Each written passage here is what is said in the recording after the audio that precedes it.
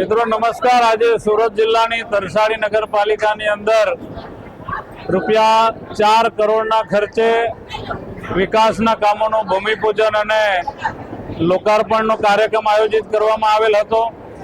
આ કાર્યક્રમની અંદર તરસાડી નગરના પ્રજાજનો ખૂબ ઉત્સાહભેર હાજર રહ્યા હતા। ભારતીય જનતા પાર્ટીની સરકાર અને અમારા લોકલાડીલા મુખ્યમંત્રી શ્રી ભૂપેન્દ્રભાઈ પટેલ સાહેબના માર્ગદર્શન હેઠળ તરસાડી નગરપાલિકા પ્રજાજનોના હિત માટે, પ્રજાજનોને ઉપયોગી થઈ શકે એના માટે અવિરતપણે વિકાસના કામો કરી રહી છે।